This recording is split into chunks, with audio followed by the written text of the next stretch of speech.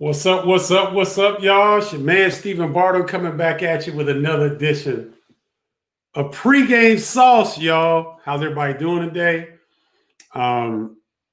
ACC Big Ten Challenge. What's up, Donovan Lane? Good to see you, brother. Hope you're doing well. ACC Big Ten Challenge wrapped up last night. Big Ten wins once again for the second year in a row, 6-5. They were 6-1 favorites, won 6 of the 7 games on the first night, on Tuesday night. And then last night, the ACC came back and got some big wins, but not enough to win the ACC Big Ten Challenge. So big ups to the Big Ten. There were 3 really key games that were postponed that weren't played. Michigan State at Virginia. That was going to be an outstanding matchup between the Hauser brothers. Michigan and NC State were not able to play because NC State had some COVID positive tests within their program, as did what's the other one? Oh, Wisconsin and Louisville. Louisville was not able to compete because they had some COVID-19 positive tests in their program as well. So all in all, Brian Ivory was good. Stan T.O. was good. All in all, you got as many games as you could get in. The Big Ten looked great on the first night. Illinois and Iowa with key victories. Iowa beating North Carolina at home. Luka Garza didn't play that well, but Iowa stung North Carolina for 17 threes. 17 threes. That's an impressive outing for the Iowa Hawkeyes. Big time win against North Carolina. Then Illinois goes to Duke, starts the game with a 14-2 run and never looks back, kept a double-digit lead throughout the second half to win. I believe it was 83-69. The Illini beat Duke. Those were key matchups in the ACC Big Ten Challenge. One that really surprised me and the team I want you guys to watch out for, that's the Clemson team. This team is a great defensive ball club. So they've beaten Purdue. They crushed Maryland last night. I haven't seen Maryland look that disjointed in a long time. Maryland couldn't get into any kind of flow on the offensive end. They had 10 turnovers in the first half.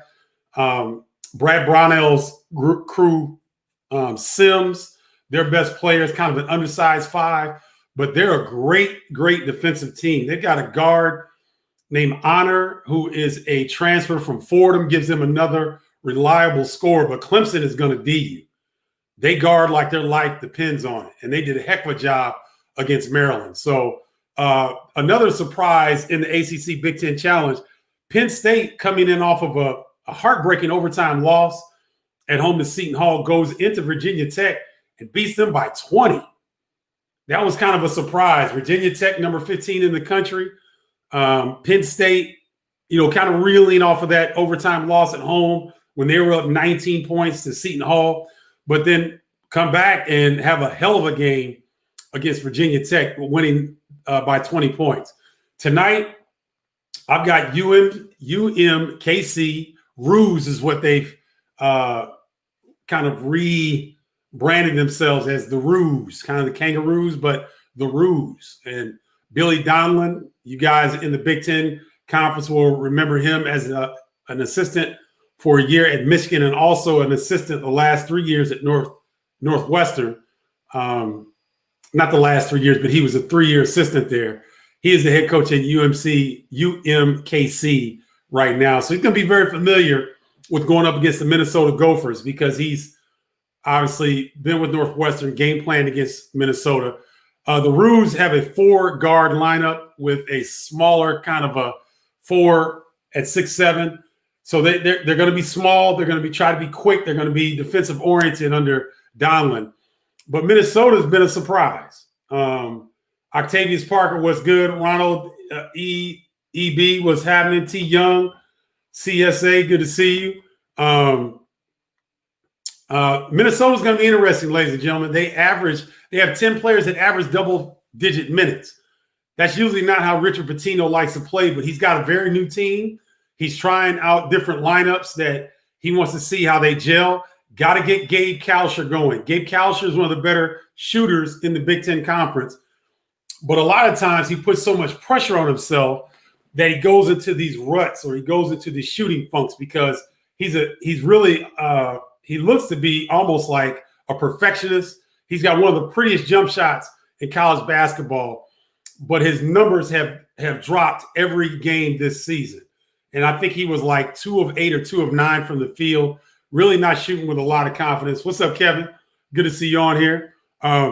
So he is going to be key because Marcus Carr is 7th in the nation in scoring. He's second leading scorer in the Big Ten behind Luka Garza of Iowa. Marcus Carr can do it all, ladies and gentlemen. One of the toughest one-on-one guys to corral defending. So if you want to see a high-powered offense, Booth Gotch also is a Utah transfer. He's a Minnesota native, but he played his last season at Utah, was their second leading scorer. He's a very talented 6'6" swing man.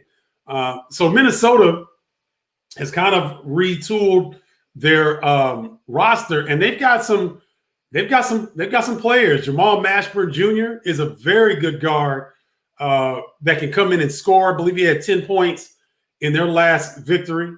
And he plays with a lot of confidence as a freshman, can get in the paint, can create his own shot. He's a unique talent.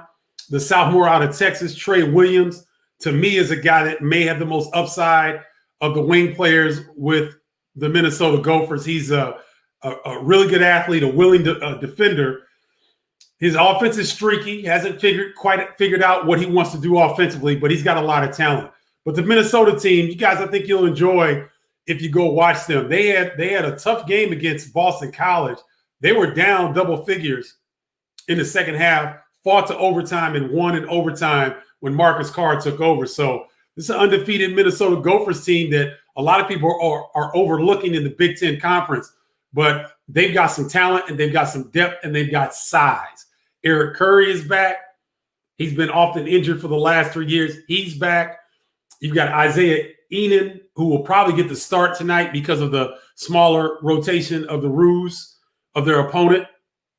So Isaiah Enan at 6'8", 6'9", very versatile, can shoot the three. He'll probably get the start tonight. You've got I kept calling this player Liam. His name is Liam Robbins. He's a high impact transfer from Drake. I kept calling him Liam Roberts.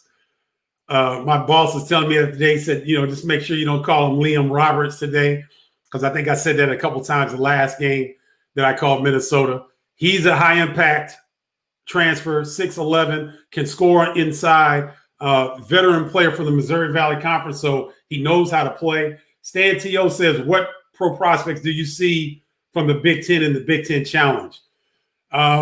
The kid Sims from Clemson is a pro. I can't remember his first name, but he's a pro. I liked watching him. Florida State's got a freshman, Scotty Roberts, or not Roberts. He hit the game winner for Florida State last night. He's a typical Florida State player, 6'7", 6'8", long, can play the point. Is it Scotty Roberts? Or he's a pro. He's definitely a pro. Who else did I see that was kind of interesting? Trace Jackson Davis. Don't sleep on him from Indiana, ladies and gentlemen. Sophomore big, lefty, has really had kind of flexing his muscles. He had a great year last year. He just got overshadowed by all the bigs in the Big Ten. But he's a guy that I think can play at the next level as well.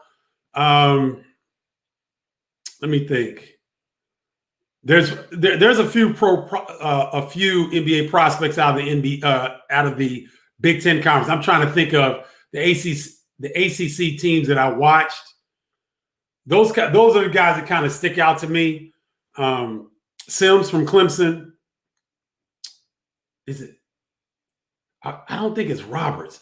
Scotty, he's a freshman at Florida State. He'll be fun to watch. Al, what's good, brother? Good to see you. Let me get to my people because I got a few questions here. What's up, Don Green? How you doing? She said in her Martin Lawrence voice. What's up? What's up? What's up? How's that, Don? Gage Spigler, thanks for jumping on. Barbara Perino says, go Illini. Jeremy Massengale, really good games last night. Northwestern totally folded down the stretch, but great toughness shown by Pitt. Okay, I didn't get a chance to see that one. Jeff Boylan, good to see you. What's up, Timothy Eaton? Glad you could join. Thanks for jumping on. What's up, Illini Boardroom? I had a chance to jump on with these young men that run the Illini Boardroom. Had a great time on their podcast. Fun guys. Thanks for having me on, guys. It was a lot of fun, and thanks for posting. I reposted and everything, so that was fun. I look forward to being back on with them. Kevin White, what's good, brother? Good to see you. Have you talked about the Illini game versus Duke yet? Just logged on. Kenny Kim. No, I really haven't. I thought the Illini, if you guys remember, when I was previewing the game between Illinois and Duke, I said that I thought the Illini could win by double digits. Even though Duke had just come off of a double-digit loss to Michigan State, I didn't see enough size up front for Duke to really be able to protect the rim. Matthew Hurt is an extremely talented player. He's going to get a look at the next level. What's up, Big Daddy Bates?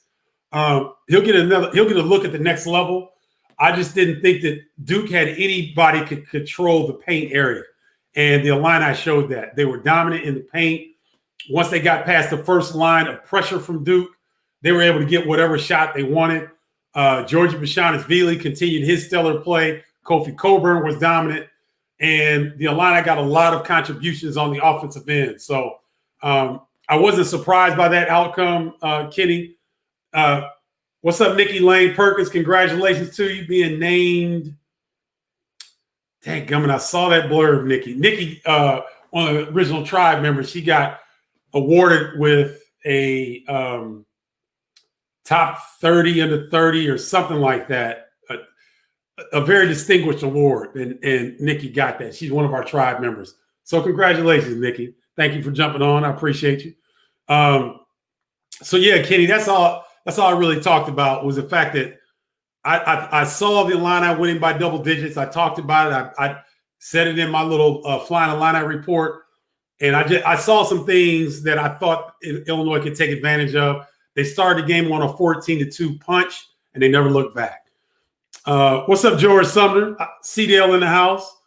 Yes, Big Ten showing well. They've been like that for the last couple of seasons. Rutgers did very well against Syracuse.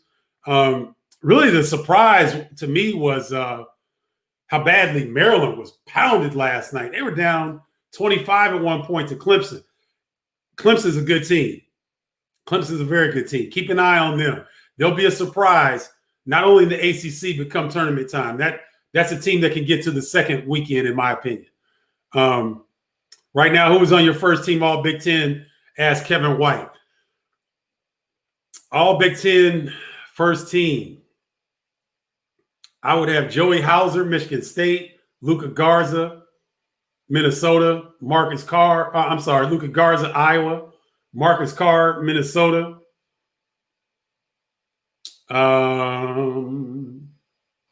Wow. The next two, I think I'd probably put Ayo DeSumo in there. He had a nice bounce back game. What's up, E. Wells, 678? Good to see you. And then the fifth slot, wow.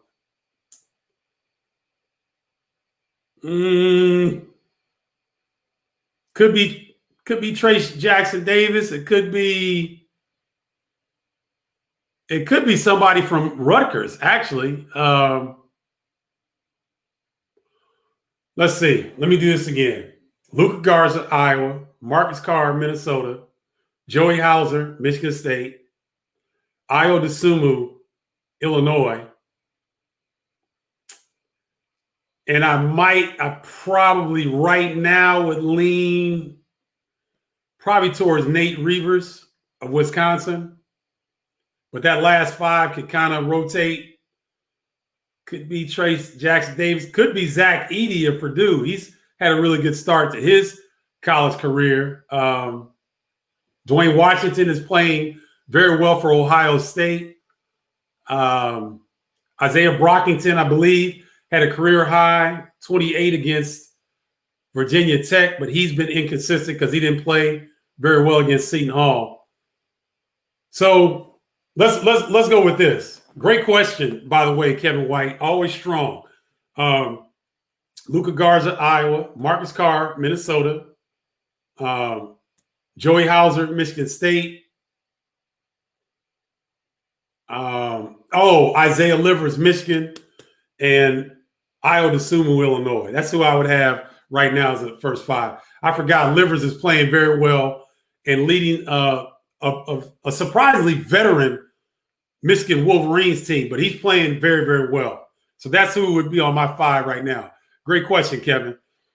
When Kofi is down low, he has that tendency, and he did it in the Duke game too, of putting the ball down on the floor before he goes up. When he puts the ball on the floor, opposing teams will collapse down on him, double team him, and take the ball away from Kofi. Kofi needs to go straight up with the ball. Yeah, Jeff Boylan, that's a lot easier said than done because none of us are 285 pounds.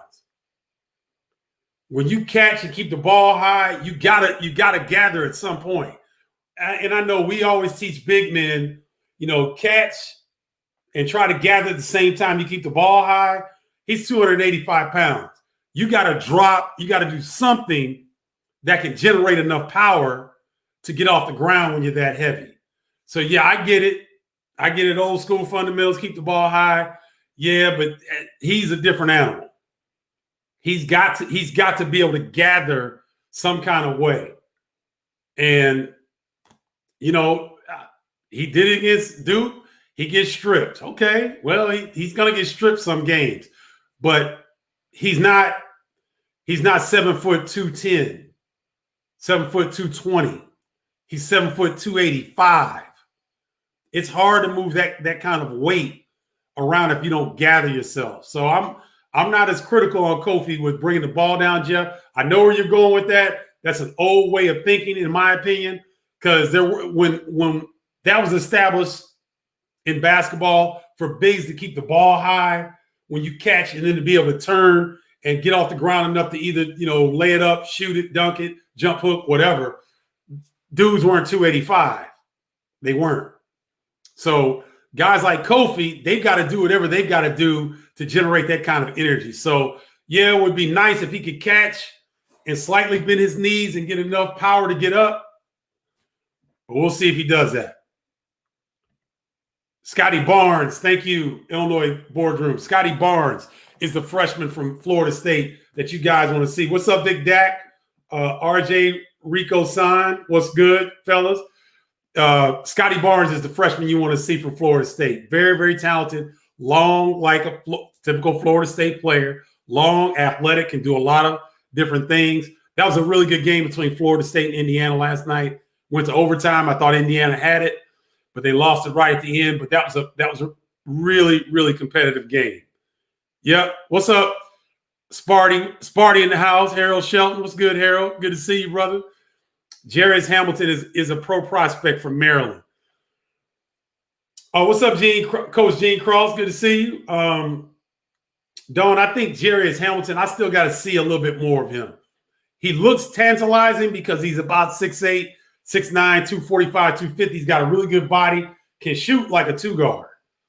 But I want to see him in the Big Ten rigors. I want to see him against Big Ten teams that really, really game plan well against you defensively. I want to see his response to that before I consider him a pro prospect. But I understand what you're looking at because that body, he's got a tremendous body. He moves well, and his jumper is pure.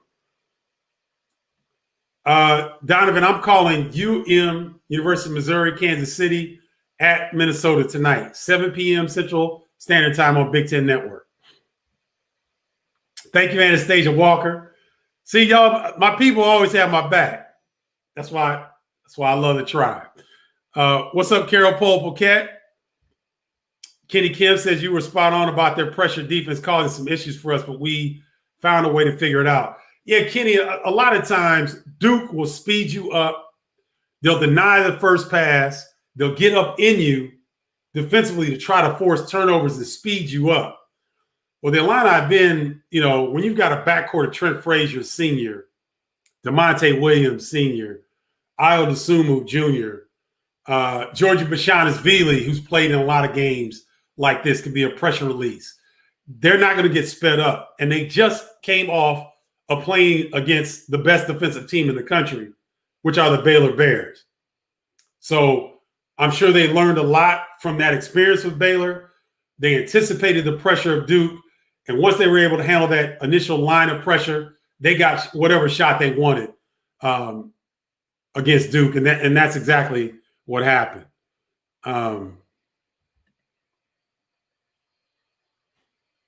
Jeff Boylan, they ended up losing to Duke by 6, I believe. Who, Jeff? You talking about Illinois?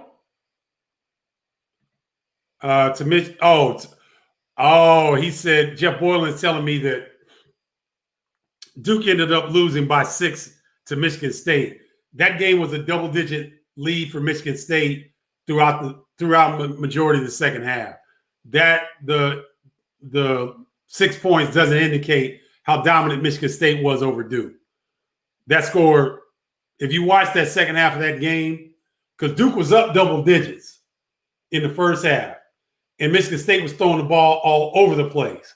Once Michigan State settled down, they cut Duke up the rest of the game.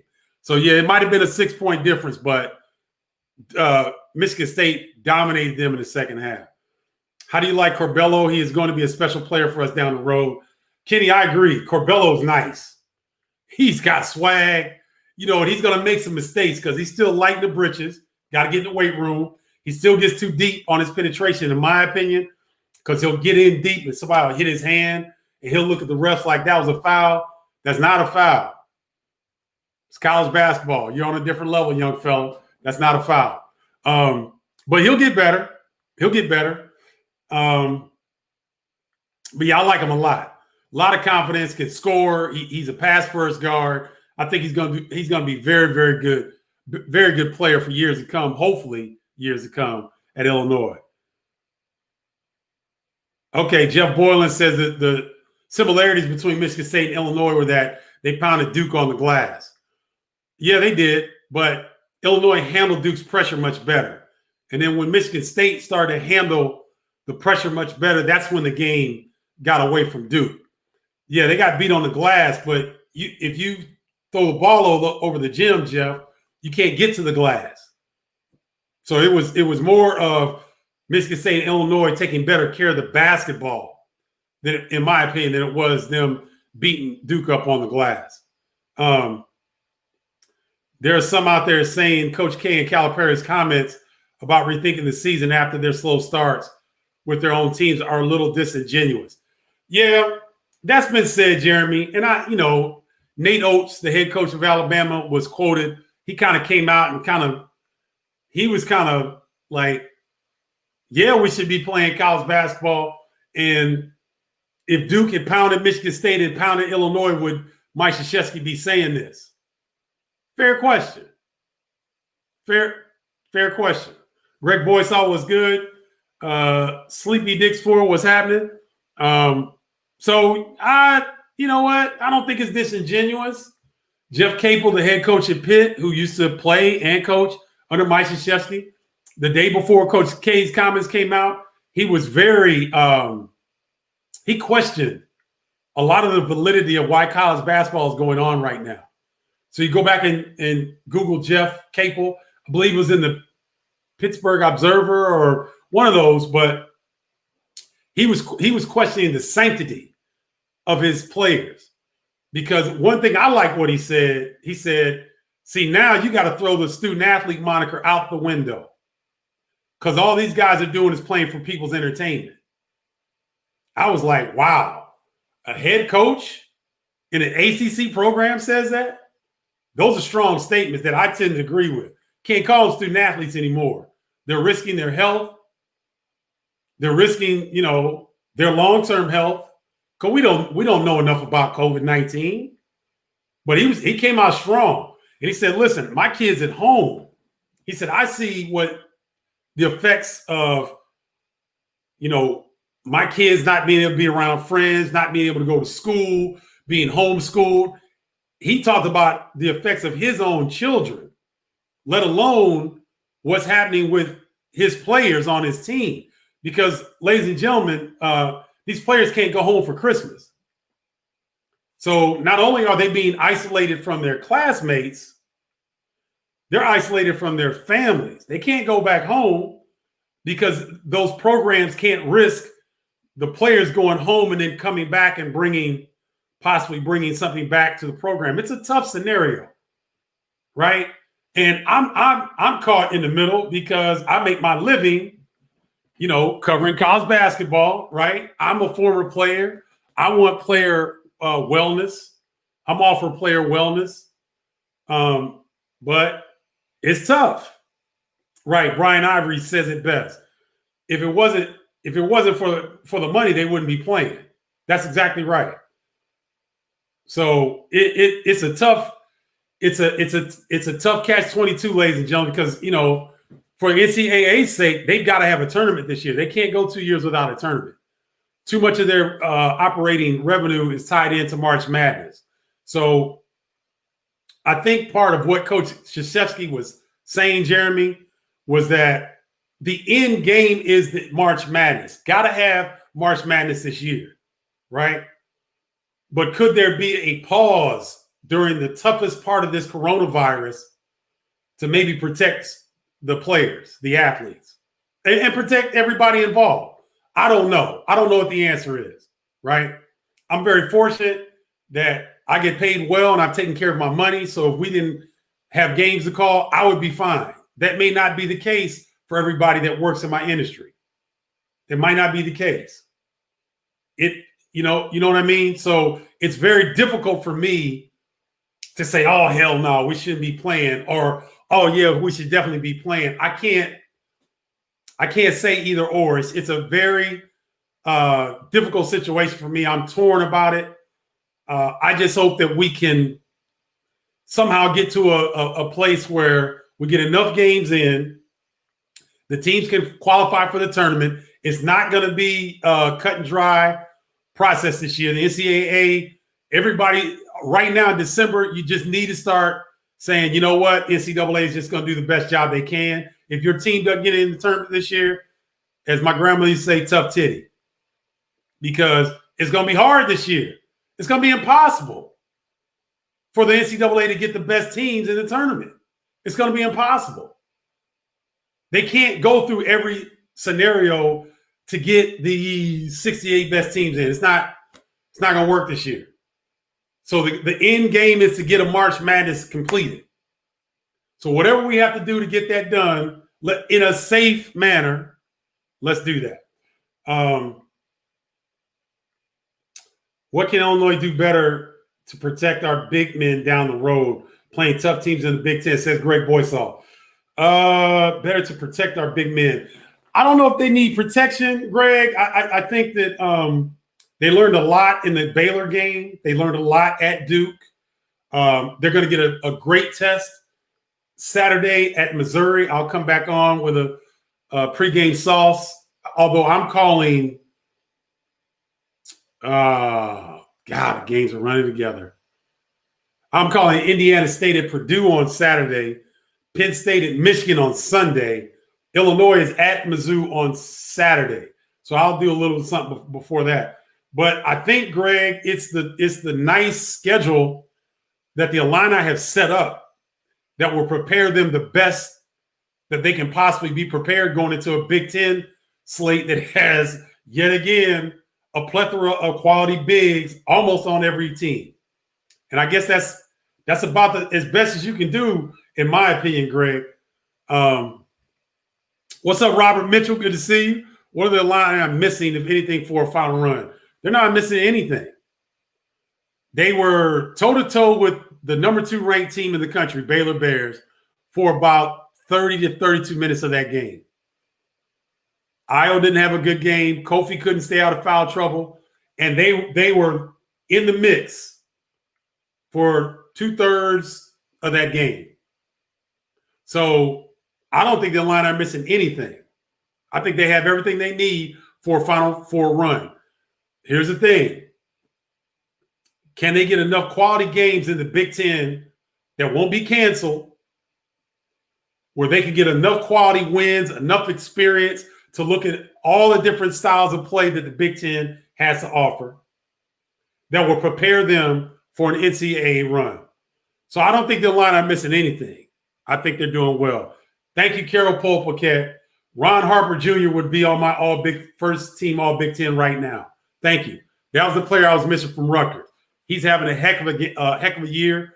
So it would be Ron Harper Jr., Luka Garza at Iowa, Marcus Carr from Minnesota, Joey Hauser from Michigan State, and probably Iowa DeSumo from Illinois. Matt Gertzmeyer, what's up, Matt? Good to see you. Edie on Purdue could be something special down the road. Lots of raw potential for that 7-footer. Yeah, you guys if you haven't seen Zach Edey and you haven't seen Purdue play, go watch them. He and Brandon Newman are two young players that you need to pay attention to. Very talented, very skilled. Edey is at 7'2", he's a little bit more agile than you would expect. And he's got some skill. He's got some nice skill set. Now I kind of see why Matt Harms left Purdue, transferred to BYU. I wasn't quite sure. I had not seen Edey play before he got to Purdue, but now I understand, because that young dude was going to get a lot of minutes that Matt Harms thought that he should have. But he's very, very talented. You're right, Matt. Good call on that. Robert Mitchell, depth up front, especially if Kofi and Georgia are both in foul trouble. Well, Jeff, that's anybody in the country. If your two best bigs get in foul trouble, shit, that's everybody, right? That's not just the Illini. That's everybody. If Nate Reavers and Micah Potter got in foul trouble for Wisconsin, do you think they would be an upper echelon Big Ten team? Or if Liam Robbins and Eric Curry get in foul trouble for Minnesota, or Luka Garza and Jack Nungy for Iowa, or if Trace Jackson Davis gets in foul trouble for Indiana, they're toast. That's every team in the country. Maybe, let me think. Maybe Baylor, because they've got great depth up front. Maybe Baylor. That might be about it. Everybody else is going to struggle if your best two bigs get in foul trouble. Also, Stephen, you have an SEC network login I can borrow for Saturday. Game is exclusive to that network because of the towing costs, giving Missouri the home game. Well, Matt, I don't know that I have a login for the SEC network. I do have YouTube TV though, so I do get the SEC network, but I can't give you the login. Nice try though. Let's see. I like that though. That's good. That's really good. Kofi needs to finish around the basket too. Man, you guys are funny. What is the Big Ten adding the challenge, Bardo? First day we were 6-1. It's finished. The Big Ten won 6-5, Michael. ACC had a strong night last night. Pitt comes back to beat Northwestern. Florida State beat Indiana in overtime. Clemson pounded Maryland. I forgot the other ones. But Big Ten won 6-5. Good to see you, Michael Payne. I don't think he's playing his potential thus far. He's much better than what he displayed. Jerry is. Okay, he's probably going to take some time, Dawn, to get used to his teammates in the Maryland program and the system. But I think he's going to be pretty good. Man, you dudes, you Illini guys, I'm going to stop putting y'all on here because y'all are tripping. You're unrealistic. He's mad at Kofi for not finishing at Duke. Didn't they beat Duke by 14, ladies and gentlemen? Like Duke has guys on scholarship too. Y'all act like the teams that Illinois are playing, they're supposed to be better than the other teams. Come on, guys, stop that. Who is the sleeper team in the Big Ten this year?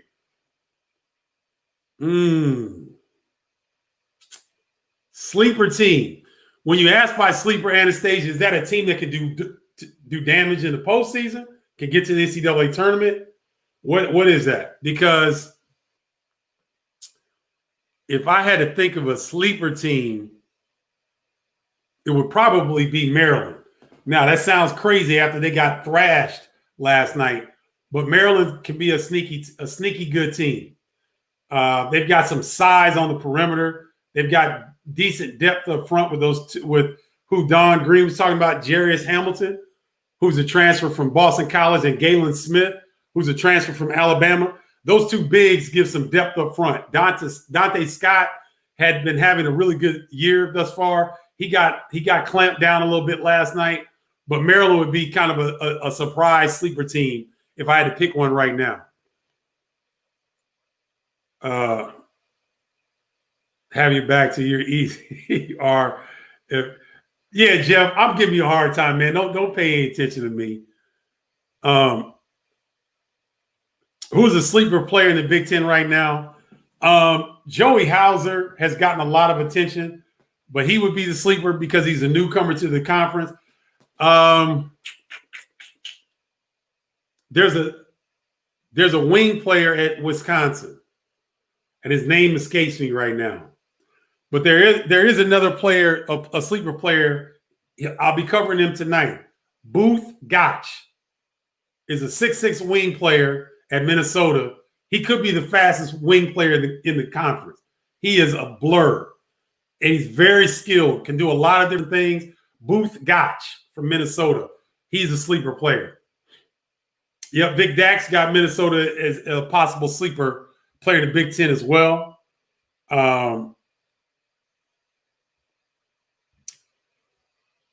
Dory Melman, Pets Rio, Gorgie said he hasn't seen his family since spring of 2019. Think about that, ladies and gentlemen. These athletes give up a lot. They sacrifice a lot. They're given a lot. They're given a lot of support. They're giving world-class academics. I get it. But this young man hasn't seen his family in a year and a half. That's hard. Thank you for bringing that up, Dory. I know you didn't just bring back Tough Titty. Haven't heard that in years. Michael, you know, man, I come from a family with a bunch of sayings, and this is the only platform I can really, truly say them. I can't say them on national television. Jimmy Red, 65, what's good? Do you think in close games down the stretch, the players miss the energy of the crowds to get them over the top? Don, that's a great point. And I think as an announcer, I try to highlight it. I don't hear a lot of announcers talking about it. There's no atmosphere in those buildings. And the only atmosphere, there is atmosphere if your team brings it. And that's unusual for this group of players because these younger players, they're not taught to communicate very well. Just society-wise, young people don't communicate as well now as they did, say, in our generation. So it is a difference. It makes a difference. And I think that the players and the teams that can generate their own energy tend to do well in those scenarios. But that's a really good question, Don. Carol, there are plans to reschedule the Michigan State-Virginia game. I don't know how they're going to do it. The Big Ten has built in I can't remember the exact terminology, but they have a week and a half in they're going to build into their schedule so that, really premium non-conference games that teams really want to have, that they'll have time built into the Big Ten conference slate to be able to get a game or two rescheduled. So I don't know exactly when they're going to do that, but I know that they do plan to have that in the mix, Carol. Anastasia Walker coming with she drilling her brother today. What is your prediction for the two teams to play in the Big Ten championship? Is that football or basketball? Because if it's football, it's Ohio State and who's coming out of the West? I think it's Northwestern. I think that would be the Big Ten championship game of football. In basketball, I think obviously it'll be who wins the regular season and how the seedings match up for the Big Ten Conference tournament. But if I were to have to pick right now,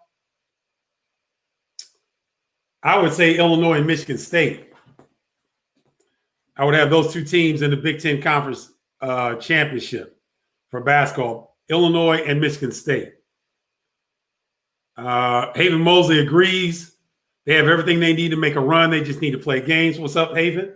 Good to see you. TV Telly Hughes, my man. What's good, brother? Good to see you. Vic Dak he said, I am correct on that. Ohio State and Northwestern in football. Yeah, Jeff. Luka Garza is a horse. He's not as skilled as Dirk Nowitzki. And I think he plays harder than Dirk Nowitzki used to. He is a horse. I don't know that I would, compare him to Dirk, though Dirk's game was far more skilled, in my opinion. Oh, Dawn's talking about YouTube. This is on YouTube right now, Dawn. When I go live on this platform, so I got to use my iPad right here. This is IG Live, but on here it's Facebook, Periscope, and YouTube. If anybody's figured out how to bribe LinkedIn to get on live, let me know, because I've only seen them let two people go live, and one of the guys is a clown. I don't know. That might be his job description as a clown. All the people that want to get on live in LinkedIn and this dude that I see able to go live, I'm like, man, who knows about that? So this particular StreamYard software that I used on allows me to go live in YouTube, Facebook personal page, Facebook, the Bardo's Breakdown page, the Bardo's Breakdown group, and Periscope. But thank you for that heads up. Anastasia Walker, Rutgers is a great call. And think about this, Anastasia. They're balling out, and their best player, Geo Baker's not even playing right now. He's out with an ankle injury. So that's a good call. Yes, Johnny Davis is the player for Wisconsin. Watch this kid. Davis is the kind of wing that they don't typically get at Wisconsin. He's got it. When you watch him, his body movements remind me a little bit of Klay Thompson. He's very efficient with his body movement. He doesn't have the type of confidence that I'd like to see him have yet. But that kid right there, that's the type of player that Wisconsin typically doesn't have. A guy that can go get his own shot. He's pretty athletic. Kind of what Kobe King could have been for Wisconsin, but he transferred. So thank you. John Davis. He's that dude. He's got it. Thank you, Anastasia. Coach Chuck 10, what's good? Good to see you. King Tao. King Tao is here. I got you, King Tao. So tune in, 7 p.m. Central Standard Time, Big Ten Network, UMKC at Minnesota. Minnesota, one of my sleeper teams in the Big Ten. You guys want to check them out. Pretty good. And Marcus Carr, he's one of the best guards in the country. You talk about shaking somebody out their drawers and leaving Victoria's Secret lingerie on the deck. That's Marcus Carr, ladies and gentlemen. So if you want to hear me do some ooh and some bitter beer face and the Victoria's Secret on the deck and all my little Bardoisms, I might have some for you tonight, because Minnesota with Marcus Carr, Booth Gotch, they've got some very talented players that I think you guys will like if you haven't seen them play yet. So that'll do it for this pregame sauce. And Meredith Evans challenged me to change the post-game wrap-up. It's going to be post-game beverage, because y'all know I like my beverages. I like my non-alcoholic stuff. I like my sweet iced tea. I like my strawberry lemonade. But y'all know I love my beer. So it's pregame sauce, post-game beverage. I'll come back. Let me know what y'all think about that.